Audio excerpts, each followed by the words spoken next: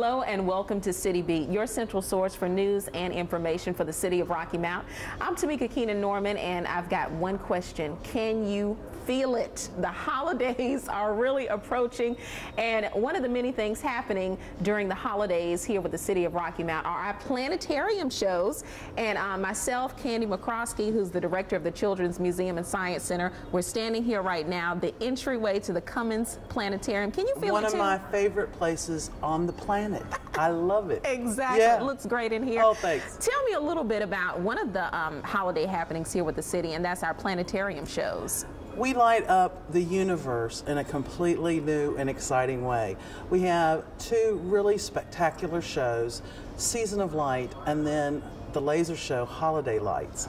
And Season of Light is a full dome video presentation, and it takes a really interesting historical look back at why we do the things we do during the holiday season, which is just really, really interesting and a lot of fun to learn about, because we're in the darkest time of the year, and you know, everything has meaning, everything has purpose, and when you start going back historically, you can start piecing that puzzle together. Why do we celebrate this, doing it this way on this night? I mean, it's just really, really fascinating. So that's a great family show, and folks need to come out and see it. The other one that we have is our laser holiday show, which is Laser Lights, Holiday Lights, and it gives a whole new meaning to holiday lights. A lot of folks have put this on their to-do list during the holidays as part of their new family traditions, which we absolutely adore. And you know, the laser is just so interesting. There's a lot of science involved in the laser too. We can make and find science everywhere, so that's what we're really good at. But in the process, we have a lot of fun, i.e. with these laser holiday shows or our laser shows in general. But the laser produces the purest, most intense color and light your eye can physiologically recognize, which I think is just wild. So it's kind of sensory overload. We're exciting all of your senses, and you come in here and you hear great holiday music, and it just gets you in the mood. It's a wonderful, wonderful show. Exactly. Looking forward to it. And the good thing about it is it's not just one day that these shows are going on. They're showing right now, and they will show through the duration of the holiday season. We have multiple showings. All of that is detailed on our website. Of course, you can call the museum and ask exactly when things are being shown, but they're showing now. Typically, how long are your shows? In the planetarium, our full dome video presentations run between 30 to 40 minutes. Our laser light concert features are a little bit longer, usually 35 to about 45. Some are actually 50 minutes. Full of excitement. Full of excitement. Now, one of the first things that I asked you when I came to the planetarium for the first time was, is this just for kids or can I come too? Silly interviewer. No, the planetarium and the museum is for everybody. Now, Tameka, children are our focus. They will always be our focus, and we adore our youngest visitors. But since I became director a long time ago here at the Children's Museum and Science Center, we have broadened and expanded our programming to really reach out to absolutely everyone. Whether you're 6 months or 106 years old, you can come to the museum and have a really fun time and an interesting learning experience too. And the planetarium lends itself beautifully for just that. Matter of fact, you know, a lot of the laser light concert viewers are, you know, your high school, college kids. They come in and they see it, and they are experiencing the museum, and which just thrills me that we're opening up to all kinds of different audiences. That's excellent. Now, is this the first year that you've been doing these shows? How long? You know, we have, we've been doing the holiday shows probably about 5 years now. Okay. When we first opened, we opened in March of 2006. The Imperial Centre opened January of 2006. So it kind of took us a little bit, and then we had to kind of evaluate what shows would be more appropriate for the planetarium and so forth. And I think we picked a couple winners. Excellent. Yeah. Now, I've heard so many things that make Cummins Planetarium unique in the state. So tell me a little bit about how we're distinct. Well, first of all, Cummins Planetarium is North Carolina's very first digital space theater. And it was the first planetarium in the state to offer this amazing phenomenon technology, full dome video. So we can do absolutely everything they can do in a traditional planetarium and talk about the nighttime sky and everything that's observable in the nighttime sky. But the full dome video just takes it to a completely different level. And we can take you from this moment in time and space to the outermost reaches of the known universe, where just seconds past that, we have no idea what exists. Just makes your head itch to kind of think about that. I love that kind of thing. And then bring you right back. And it you know, anytime anyone comes into a planetarium, they have an awe experience. You know, the lights are down low, and it's kind of an intimate space, and you see the nighttime sky. But with the full dome video, you know, we've had kids come in and say, I'm a different person, you know, as a result of seeing what they saw. And they've never seen it presented in this way. For example, one of the shows we have, it's a beautiful, beautiful show. We fly through Orion's Nebula. Never, ever has anyone even thought about being able to have the technology to do that, and we can do that through full dome video. And it's just, it opens up the heavens in a completely new way. And it makes you, it humbles you, because you see how vast the universe really is. Because, you know, it's such an abstract concept to put yourself in that kind of infinite kind of situation.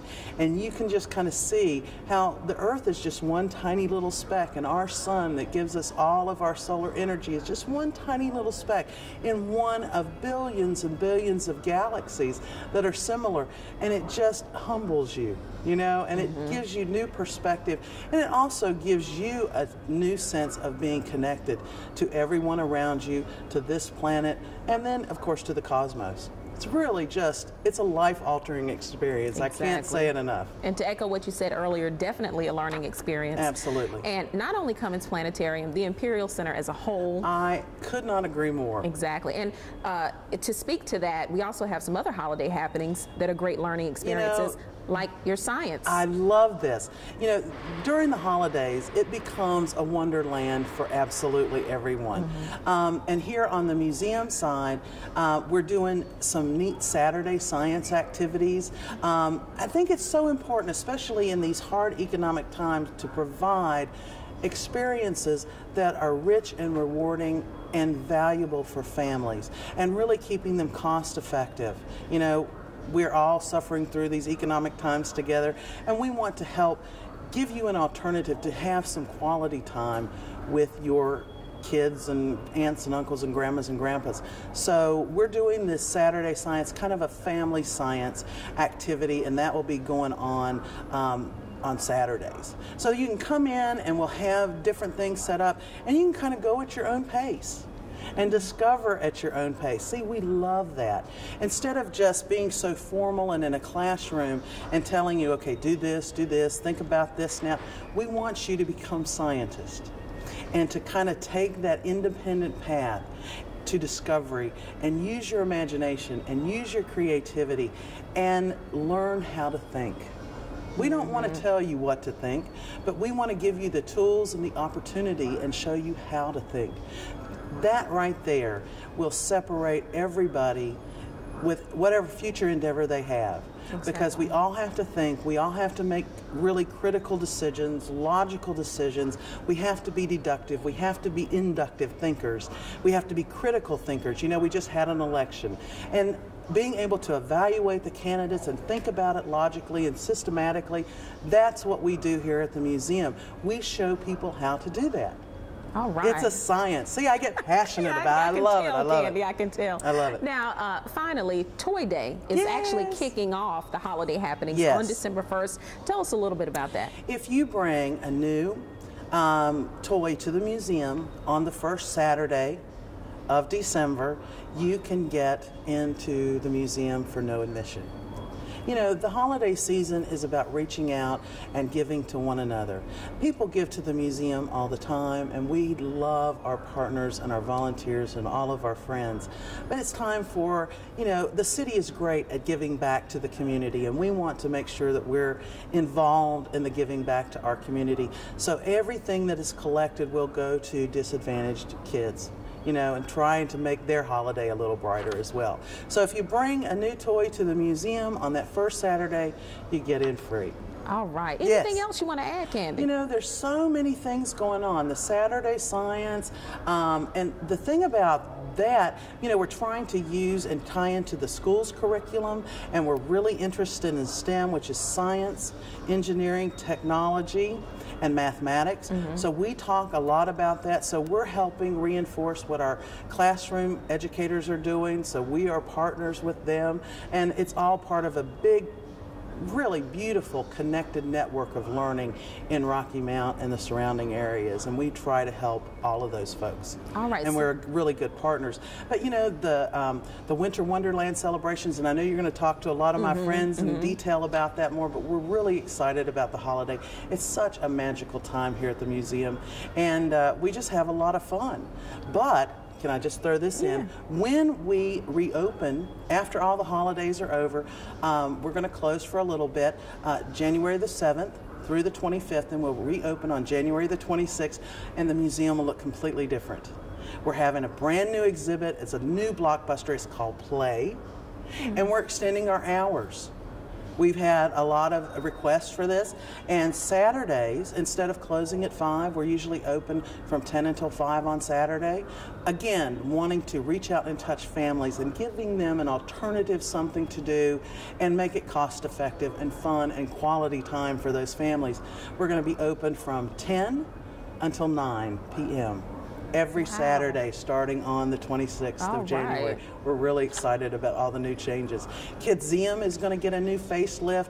The Curator of Education, Steve Armstrong, right now is working like crazy to put new things in.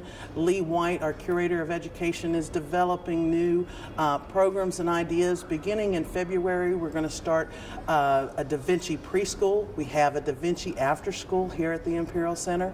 We want to do a Da Vinci preschool here at the museum. So there's so many things going on. We could talk all day. Well, I'm really excited about it as well, Candy, and I'll tell you what, I'm definitely going to be in this planetarium. You better. I will.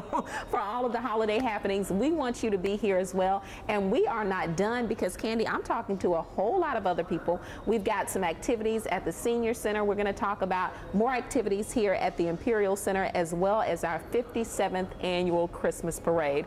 I'm Tameka Kenan-Norman. Stay tuned for more of City Beat coming up next.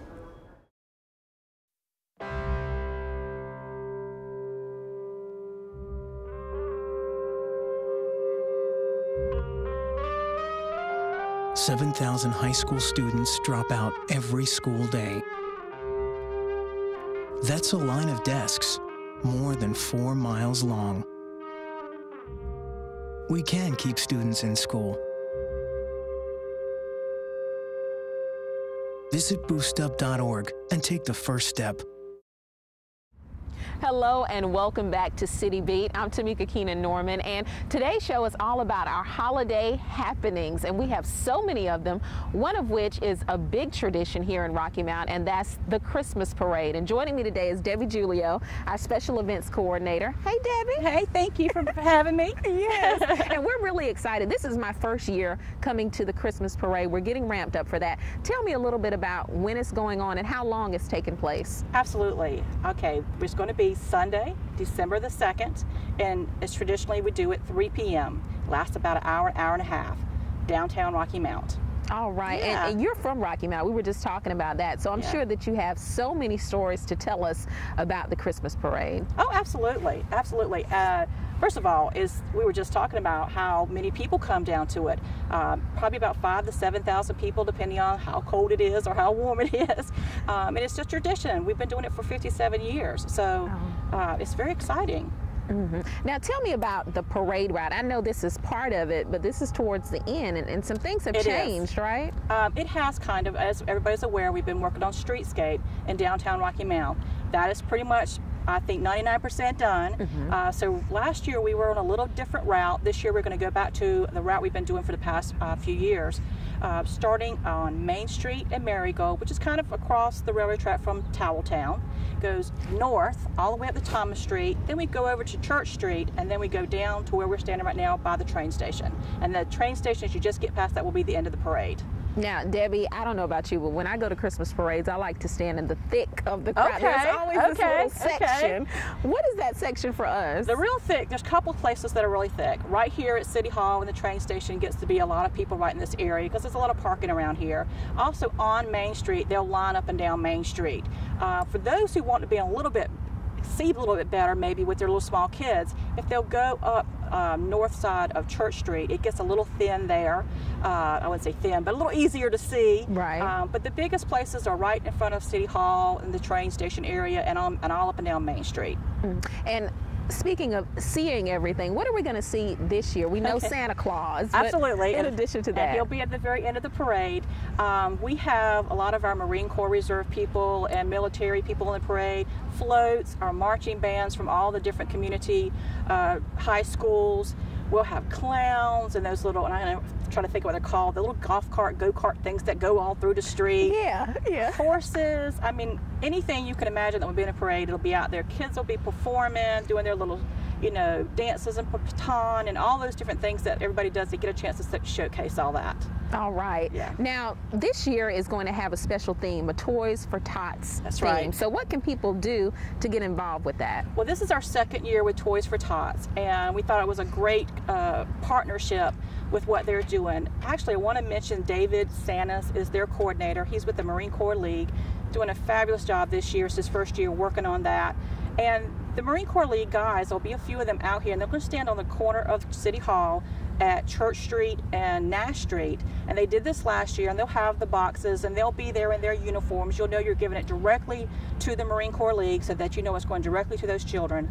And so you can bring your gift, or they'll be there early before the parade starts at 3. They'll be there around 2 o'clock. You can come, you can drop, if you're watching the parade, you can drop off an unwrapped new toy with them, or you can wait till after the parade's over with and come back there. They'll stay a little bit longer. And a lot of people in the parade will actually have their stuff on their floats or with them, and they'll just run over real quick and hand them their stuff and keep on parading down the route. All right. So it's a great opportunity. We thought we're going to try to do this year after year to get everybody, they'll know if they come to the parade, they can be a part of that. So I assume you're helping a lot of needy families in the area with these new toys. That's absolutely right. There's obviously, we all know it's economic times, and the idea, and I don't want to speak for David, but the idea that Marine Corps League is trying to do is making sure there's not a child in our community that does not get a chance to share in the spirit of Christmas, at least getting at least one gift. So they do all their due diligence and checking the families and making sure that they get to all those families and everything. I know in the past they have needed more gifts to give as the economy was bad in 2008 through 2012. I think it's a little better now. And I want to remind people that a lot of times we forget the 0 to 3-year-olds and then the kids that are a little bit older than like 11 and 12. So they get gifts for all levels of children. And so I think it's the most wonderful thing. I'm going to kind of share my little story with you. I was just telling David yesterday we met about this, and I said, I know it's good and I knew it was wonderful, and I was watching Oprah, and she was talking about when she was young, and there was a period of time in her childhood where they weren't going to have Christmas. And she said she remembers, not necessarily Toys for Tots, but her parents said, this year we're not having Christmas. She says the day Christmas came, she thought, well, nothing's going to happen. It's going to be another day. And the nuns from the local church came down and brought them a gift and brought them food. And she says to this day, she's never forgotten what that felt like, that she was not forgotten. So that's what I think about when I think about Toys for Tots, is that it's not so much about the gift and what they're getting and spoiling them. It's that they were not forgotten in this holiday Christmas spirit. That is so true. I'm so glad you shared that story with us. So that's my way of trying to relate that particular type of giving. It's not about that toy. A lot of people get caught up in it's about the toy, but it's really more than that. Well, thank you for sharing that. Now, another big part of this parade is our Grand Marshal. Oh, yes. And tell us a little bit about our Grand Marshal from ABC 11. ABC 11, John Clark.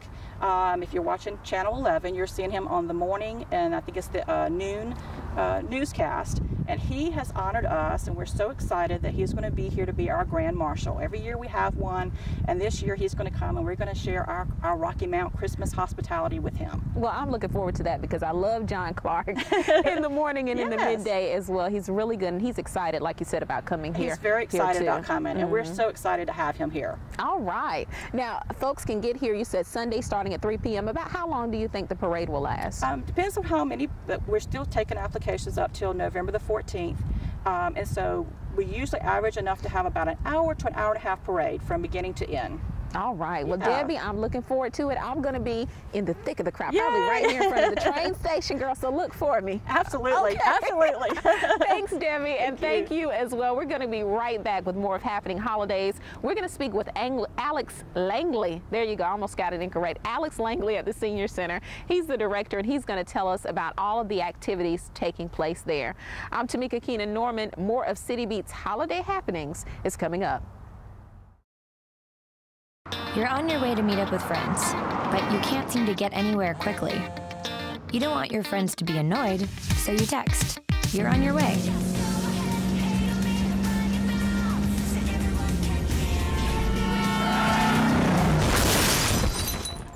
"5 seconds is the average time your eyes are off the road while texting while driving. Make sure you get where you're going.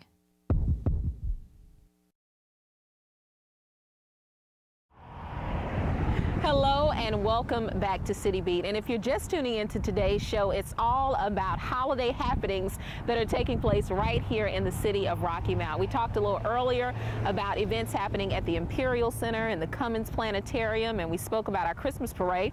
And now I have Alex Langley with me today with the Senior Center, director of the Senior Center. How are you? I'm good. How are you? I'm good. And you know, one of the first things I recognized when we came here, we're actually on the Church Street side of the Senior Center, was you kind of have a new look here, right? We've actually, as you see, the dormitory that used to be the old YMCA dormitory has been taken down, and we have started making use of our new American flag and our city flag. It's actually part of it was dedicated. We had a veterans luncheon on Wednesday, and we actually dedicated it to our veteran participants. So we were really excited about that and had a really nice event, and so now we plan to fly that in their honor every day.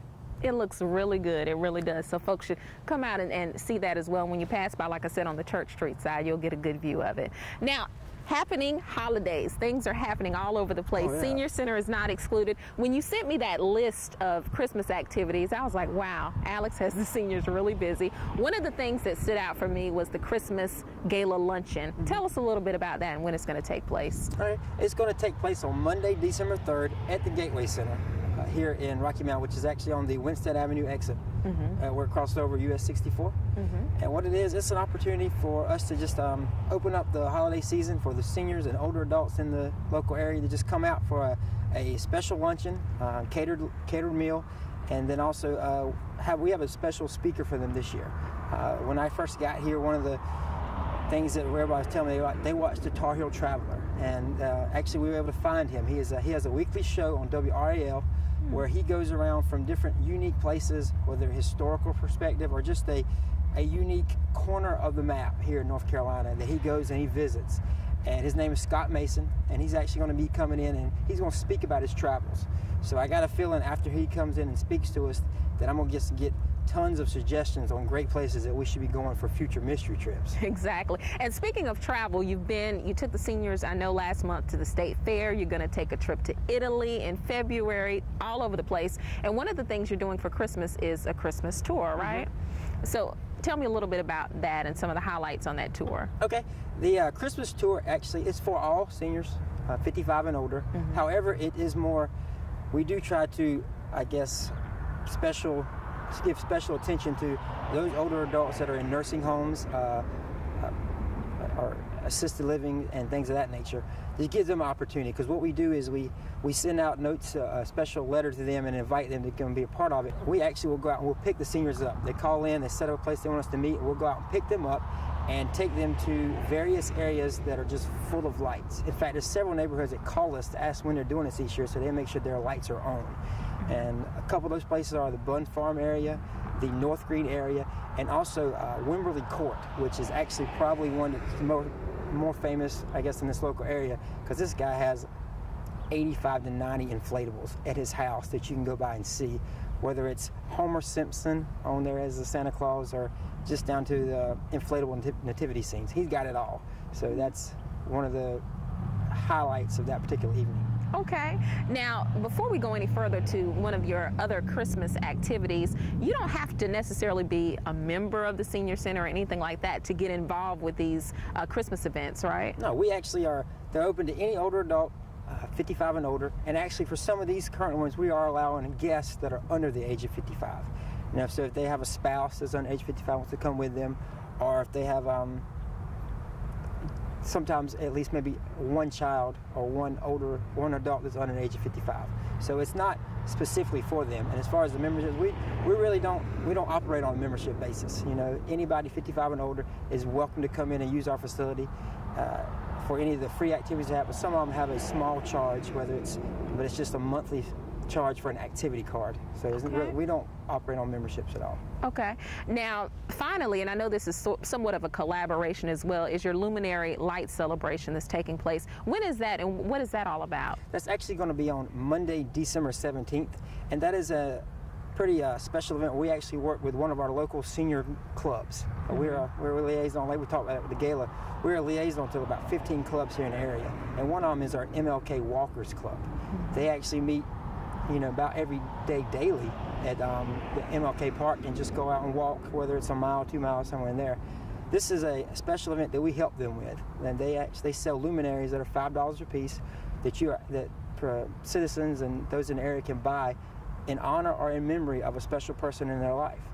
And on the Monday that night, the 17th, there'll be a special ceremony where they'll actually list and they'll name all those people that have paid for those particular luminaries. And it's just they actually take the money that they raise from that particular event, and they use it to provide scholarships and just also to provide money to other local charities as well.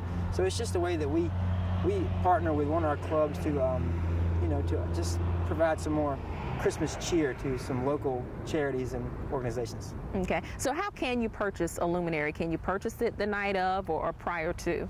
The luminaries are actually being sold specifically by the MLK club members. You can come by here, you can call here, and we can actually give you a number to get in touch with them. But we are not specifically selling those here at the Senior Center. The other activities that we talked about, such as the Christmas tour and the Christmas gala, we are taking registration for those here.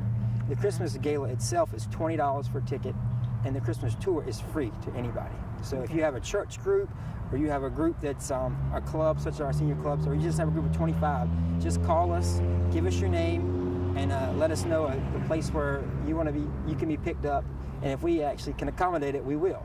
And otherwise, we'll work with you as far as what's going to be the closest place that we will be coming, whether it's City Hall or a church somewhere in that area, and we'll work together just to get a van or a bus there to pick up your group. But like I said, it's free of charge. Now, as far as the gala luncheon, how would seniors need to dress for that? I'm going to say come as you are, you know, not semi-formal, business casual, something like that. Nothing major. I mean, if they want to come out dressed up from head to toe in their Sunday best, that's fine too. Okay. It's just going to be a fun event. We're really excited about the guest speaker, Scott Mason, and you know, we're looking to do more things like that in the future.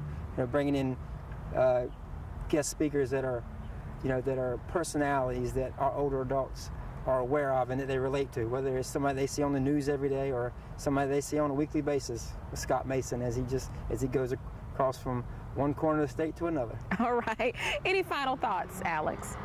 Well, we're excited about the Christmas season, and to me it's a special time for us to give back to our older adults and to our senior citizens, and just, you know, if they have anything they're interested in, feel free to give us a call. All right. Well, thank you, Alex. You're doing a great job here, too. Thank you, Tameka. Yeah, I've heard so many great things, okay? So we hope you'll join Alex, the staff, and all of the seniors as well as we get involved with holiday happenings. We've got more holiday happenings coming up right here on City Beat.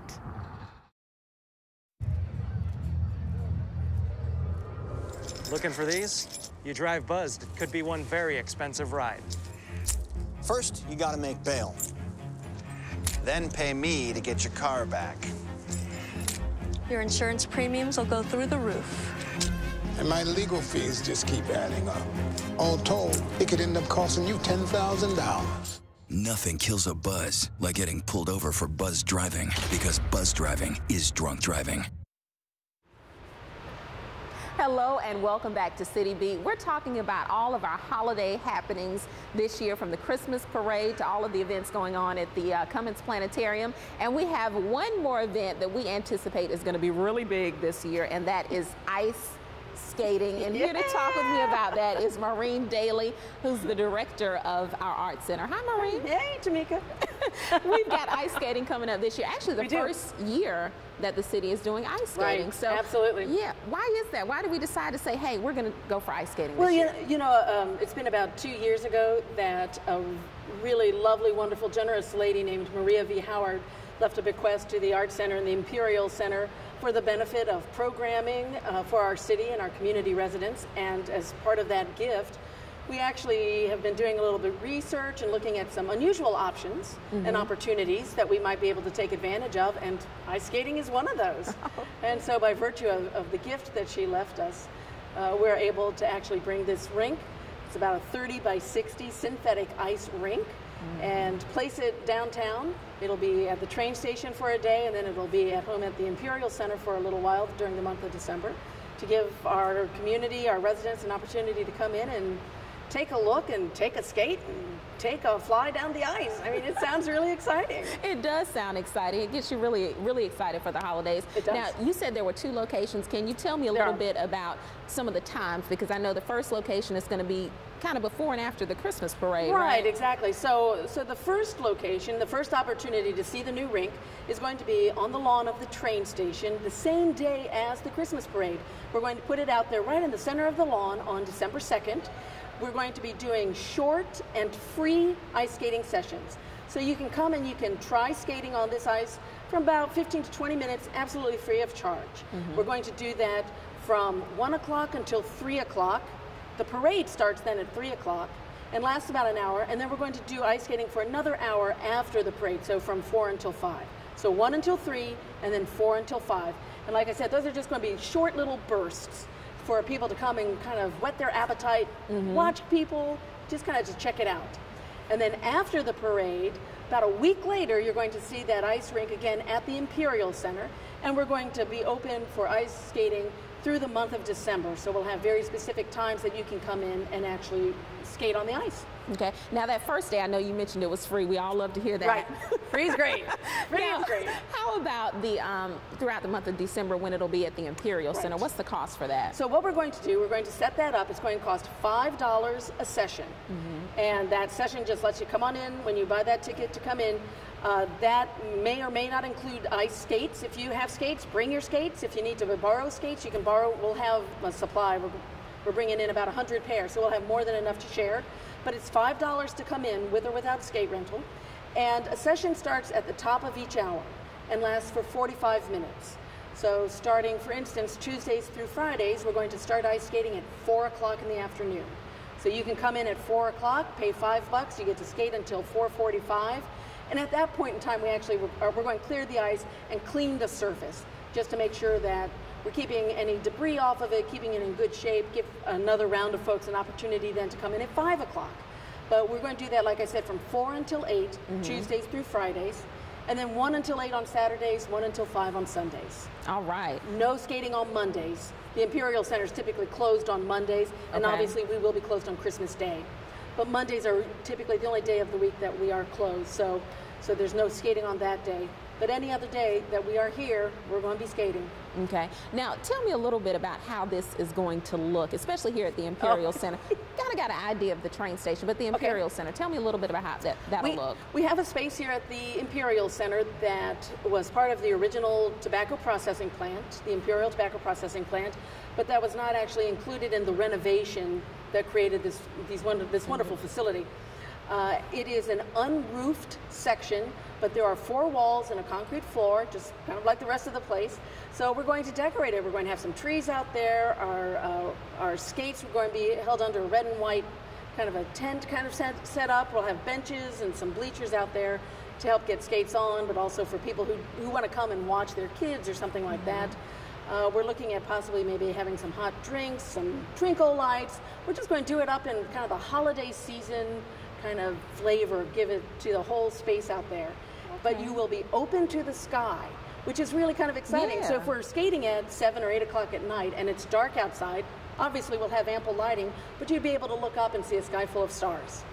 So kind of the best of both worlds, hopefully. And will we have some good Christmas music? Oh yeah, we're going to be jamming music all the time. Absolutely, we got music all over the place for the holiday season. I love to skate and I love to hear holiday music too. So, right. So I'll try to do we both. could also sing if you like while you're out there. We'll just sing for you. Okay. And you can skate to that. Okay. Okay. We'll see. Oh, okay. I'm not sure about that part.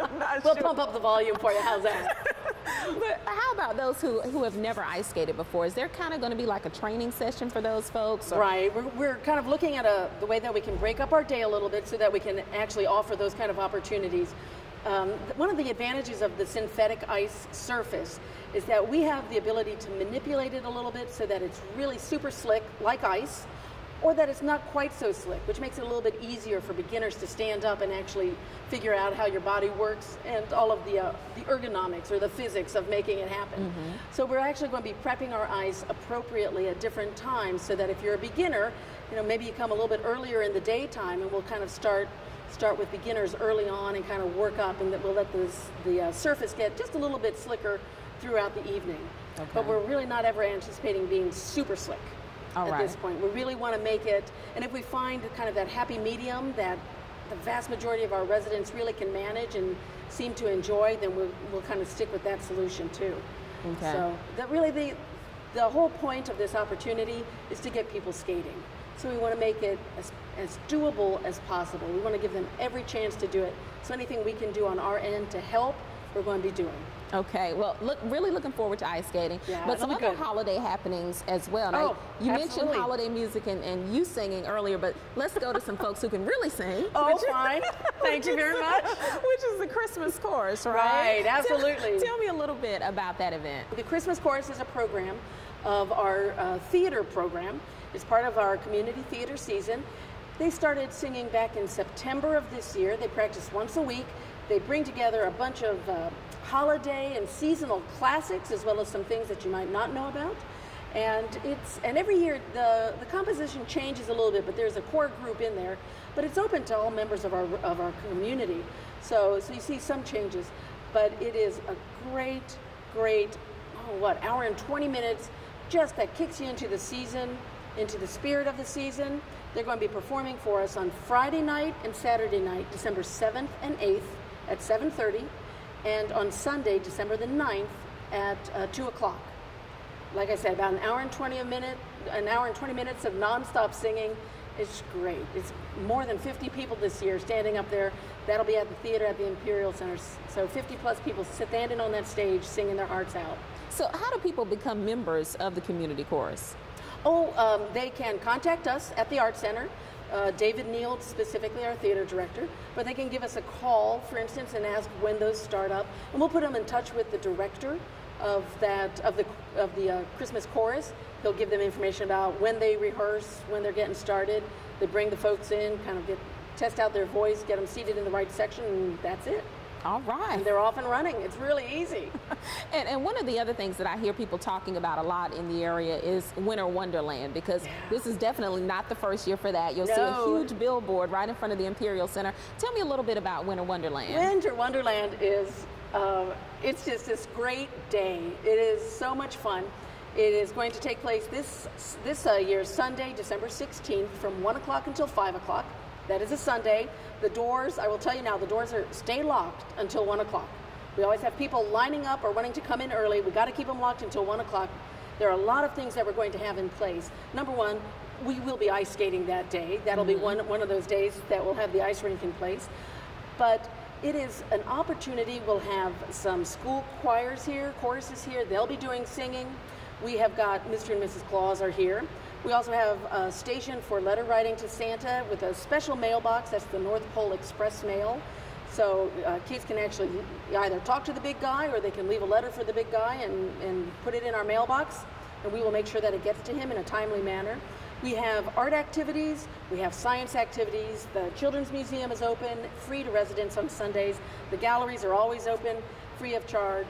So there's a lot going on. And then of course, the capper to all of it is that, strangely enough, guaranteed snow. I love it. Guaranteed. It happens on the hour throughout the day.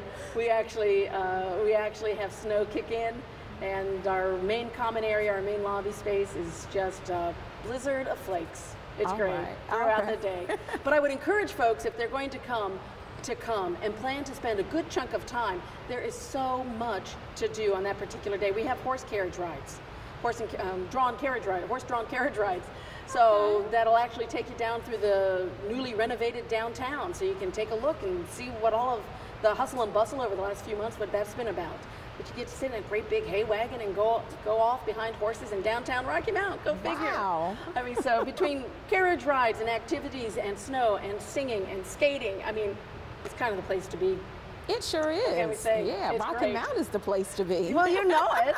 So thank you so much, Maureen, for joining us today. Absolutely. Yeah, and thank you for joining us as well during this show. It's all about holiday happenings here within the city of Rocky Mount. So we look forward to seeing you at the Christmas parade, during ice skating, Winter Wonderland, Christmas chorus, and many, many others. So thanks for tuning in to another edition of City Beat.